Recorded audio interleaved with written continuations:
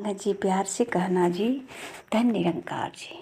सत्संग जी, अक्सर सदगुरु फरमाते हैं कि 100 रुपये का कमाई किया और 1000 का खर्च हजारों में खर्च कर देते हैं। 100 रुपये का कमाई किया, हजारों में खर्च, तो हर समय कर्जदार का कर्जदार ही रहते हैं। सत्संग जी, कहने का भाव ये होता है कि 2 घंटे सत्संग करते हैं, 2 घंटे सत्संग में बैठे हैं, चाहे मन जहाँ भी रहे सत्संग में बैठ जाते हैं। जितनी सेवा करते हैं, जितनी भी सुमिरन होती है, पर सत्संग जी इससे कहीं ज़्यादा किसी की बातें करके पराई निंदा, दूसरे की अवहेलना, चुगलाई करके हजारों में खर्च कर जाते हैं, तो फिर कर्जदार ही हो जाते हैं। यानी कि दूसरे का कचरा अपने मन में भर लेते हैं। सत्संग जी, सदगुरु फरमाते हैं कि निंदा का रस बड़ा बुरा है, तो निंदा से डर बंदे।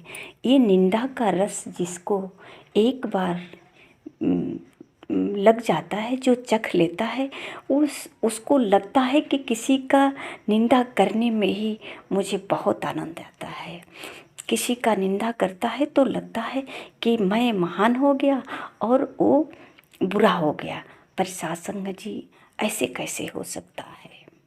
अगर कोई अपने शरीर में कीचड़ लगा ले और वो कहे कि मैं बहुत सुंदर हूँ, तो सत्संग जी, कीचड़ धोने से सुंदरता होती है या कीचड़ लगाने से? तो ये निंदा भी, पराई निंदा भी एक तरह का कीचड़ है जो दिखता नहीं है। ये मन को गंदा करता जाता है और जितना ही मन गंदा होता जाता है, उतना ही परमात्मा से दूरियां बनती जाती है। अब अगर हम भक्ति भजन करते हैं तो ये भक्ति भजन में मन नहीं लगता।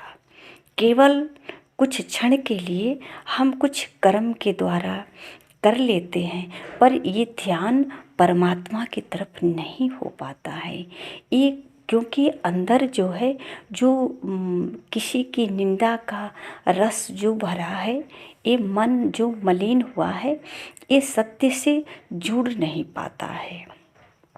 तो सत्संग जी कहते हैं कि इससे डर, ये किसी की पराई निंदा बहुत बुरा है, इससे डरो, अपना नुकसान होगा, ये अपना मन गंदा होगा। तो जब अपना मन गंदा होगा, कहते हैं मन मंदिर है, तो मन मंदिर को कैसा रखना चाहिए? ये परमात्मा सबके हृदय में विराजमान है, ऐसा सबको पता है। जाने या न जाने, देखे, दर्शन करे या न करे, महसूस करे या न करे, पर इतना तो सब लोग ही कहते हैं कि सबके हृदय में परमात्मा की ज्योति जलती है, सबके अंदर परमात्मा है। तो सत्संग जी कहते हैं कि खुद अवगुण से भर जाएगा तू, निंदा मत कर किसी का। तो सत्संग जी, ये जो परमात्मा है और इसी में हम कचरा रखते जाएंगे, सबका कचरा बटोरते जाएंगे, तो ये अंदर होकर के भी बहुत दूर हो जाएंगे। क्योंकि इतनी कचरा मन पे भर गया कि अब इनसे जुड़ाव होना मुश्किल होता है, दूरियां होती जा रही है। सत्संग जी कहते हैं कि निंदा और चुगली की बातों से जो सजती महफिल है, तू क्यों आदत के बस में बंदे उस महफिल में शामिल है। सत्संग जी, कभी जो है जो संत महापुरुष होते हैं, ये निंदा से बहुत दूर रहते हैं।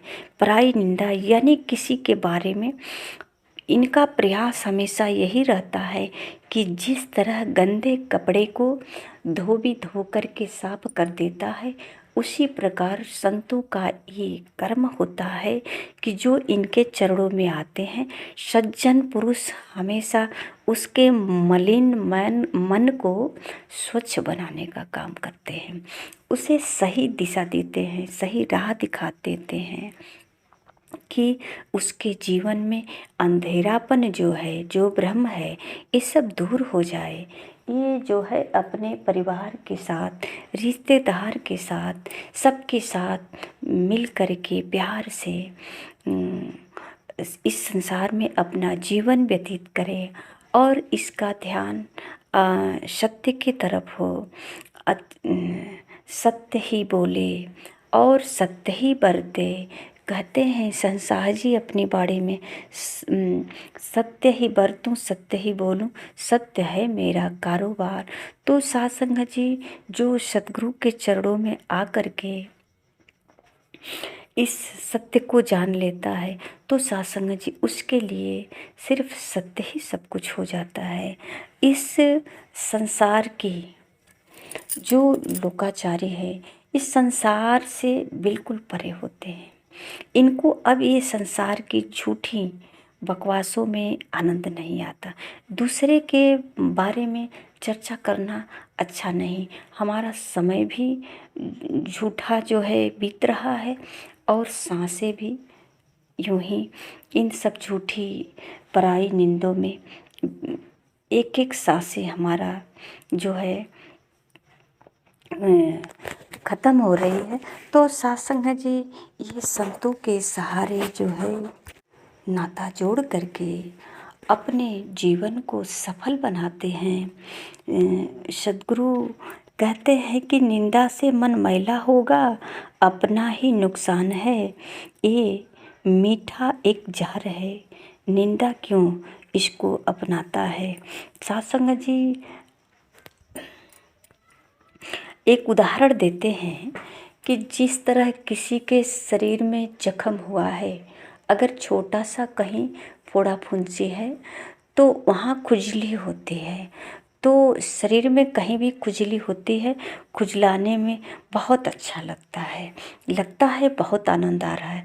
और जब खुजली कर लेते हैं, खुजली ज़्यादा हो जाती है तो बाद में वहाँ से जलन होने लगता है, पीड़ा होने लगती है।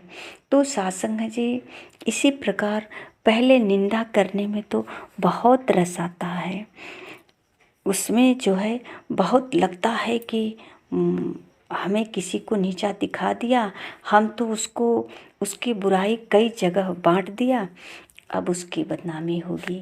किसी की बेटी की, किसी की बहू की, किसी के बेटे को, किसी के ही घर का कचरा उठा करके सब जगह बांटते रहते हैं।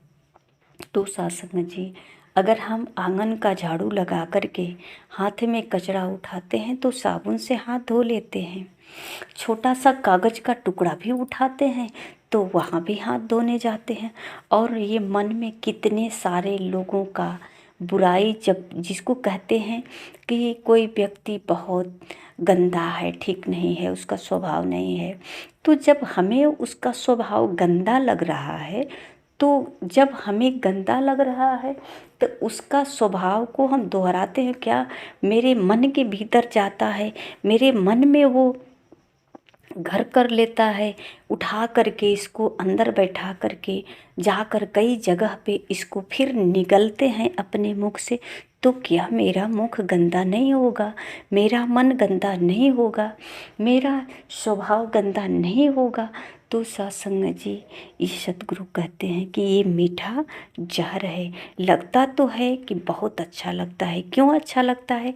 क्योंकि हमने पड़ोसी का निंदा किया, पड़ोसी को 10 जगह पर जा कर के हमने बताया कि इनके घर में ये कारण है, हमें लगा कि हम इनकी बेइज्जती कर रहे हैं, पर सत्संग जी उनकी क्या होगी ये तो पता नहीं, पर अपना तो बहुत सारा नुकसान हुआ। ये मीठा जहर अंदर ही अंदर इतना गंदा हो गया, मन मलिन और नैन विहीना। जिसका नैन नहीं है वो बाहर की प्रकाश, बाहर की दुनिया कैसे देखेगा। जिसका मन ही मलिन है वो परमात्मा से कैसे मिलन करेगा, परमात्मा का यशोगान कैसे गाएगा। संतों का ये सत्संग, सेवा, सुमिरन, भजन, कीर्तन कैसे करेगा। महापुरुष कहते हैं कि जो मन को काबू में कर लेता है उसका भक्ति स्वतः चलती रहती है। पर सत्संग जी, अगर ये मन निंदा में लगी है, चुगली में लगी है, तो सत्संग जी ये तो मलिन हो ही जाएगा। फिर कैसे, जैसे कि एक महापुरुष कहते हैं, चौपाई है कि निर्मल मन जन सो मोहि पावा। ये चौपाई ये दर्शाती है कि जिसका मन निर्मल होता है वही परमात्मा को प्राप्त कर सकता है। तो सत्संग जी, ये मन निर्मल कैसे होगा? निंदा करने से तो बिल्कुल भी नहीं होगा। तो सत्संग जी कहते हैं कि सब में सबकी प्रशंसा करें, सबकी अच्छाई ही देखे सब में। ऐसा नहीं है, संसार में अच्छाई है, संसार में अच्छाई है, सब में अच्छाई है, कहीं बुराई नहीं है। अगर कहीं बुराई है तो वो है अपना विचार, हमारी पसंद। अगर हम किसी व्यक्ति को जैसा चाहते हैं वैसा नहीं कर पाता है तो कहते हैं ये ठीक नहीं है। चाहे हमारे घर की बेटी हो, बहू हो, सासू हो या कोई परिवार के सदस्य हो, जैसा हम चाहते हैं अगर वैसा वो नहीं होता तो कहते हैं ये ठीक नहीं है। वो व्यक्ति ठीक है कि नहीं उसके बारे में बाद में विचार करेंगे, पर पहले अगर अपने बारे में विचार करेंगे कि आखिर ये मुझे ठीक क्यों नहीं लग रहा है। जैसे एक उदाहरण कि अगर एक सासू माँ अपनी बहू को कहती हैं कि बहू हमारी ठीक नहीं है, तो इसको विचार करें कि बहू हमारी ठीक क्यों नहीं लग रही है। इसका हाथ पाँव तो सब ठीक ठाक है, ये शरीर से तो सब ठीक है, बिल्कुल ठीक है, आवाज़ भी इनकी ठीक है, सुन पा रही है, चल पा रही है, सब कुछ तो ठीक है, पर ये मुझे ठीक क्यों नहीं लग रही है? क्योंकि मैं जो कह रही हूँ वो नहीं कर रही है। अगर इसको हम विचार करें कि बात कहीं यही तो नहीं कि हम जो कह रहे हैं वो नहीं कर रही है, इसलिए वो मुझे ठीक नहीं लग रही है। और जिस बहू को हम कह रहे हैं, जो कह रहे हैं, उनका अगर नाक नक्शा भी थोड़ा सा अगर काली है, कोई बात नहीं, छोटी है लंबाई में, वो भी चला जाएगा। अगर वो हम जैसा कहते हैं वैसा करती है तो कहते हैं कि हमारी ये बहू बहुत अच्छी है। अब वहाँ न हमें कोई उसके ऊपर का सुंदरता नहीं मायने रखता, उसका जो विचार है कि हमारे विचार से मिलकर चलता है, हम जैसा कहते हैं वैसा होता है, तो वो सही है। तो सत्संग जी, कहीं न कहीं ये हमारे अंदर ये कमियां है जिसके वजह से इस संसार में अच्छाई नहीं देख पाते हैं। हमें कहीं जाना होता है और जल्दी है, तो जल्दी है किसी साधन, या अपना बाइक ही है, अपना गाड़ी है, या हम साइकिल चलाते हैं या किसी बस में है, तो सोचते हैं कि इसको इतना जल्दी चले कि हम जहाँ जाना होता है वहाँ जल्दी पहुँच जाएं। अगर थोड़ी भी देर होता है रास्ते में तो वहाँ हमें गुस्सा आता है, घबराने लगते हैं, क्यों ऐसा क्यों हुआ, ऐसा नहीं होना चाहिए, इसको इसी वक्त होना था। तो ये उधर कहीं कमी नहीं है, एक कमी स्वयं में है कि हमको जल्दी है, हम जहाँ जाना चाहते हैं वहाँ जल्दी जाना चाहते हैं, बस इतनी सी कमी है। तो सत्संग जी, ये हमारी जो है जो ज़रूरत है ये सबको गलत साबित कर रहा है। तो यही है कि कहीं न कहीं इस संसार में अगर हमें अच्छाई नहीं दिखती है तो ये अपने अंदर कमी है। इसको अगर हम सच में विचार करें सुबह से लेकर शाम तक कि कोई मुझे पसंद नहीं, इसका रीज़न क्या है? कुछ खाने वाला वस्तु मुझे पसंद नहीं, ये क्यों नहीं? कहीं शरीर अस्वस्थ तो नहीं है, कहीं मन ये विचलित तो नहीं है। तो सत्संग जी, इस मन को विचलित होने से किसी के प्रति प्रेम नहीं हो पाता, तो उससे हम दूरियां बनाते हैं, नफरत करते हैं, निंदा करते हैं। और जिससे प्रेम होता है उसमें सारे गुण दिखाए, उसके अंदर की कमी तो बिल्कुल दिखाई नहीं देती है।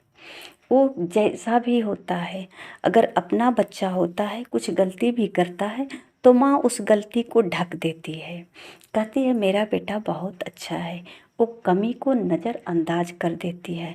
और वही अगर उससे भी छोटी सी गलती किसी और के बेटा करता है, किसी और की बेटी करती है, बहू करती है, तो उसको राई का पहाड़ बना देते हैं।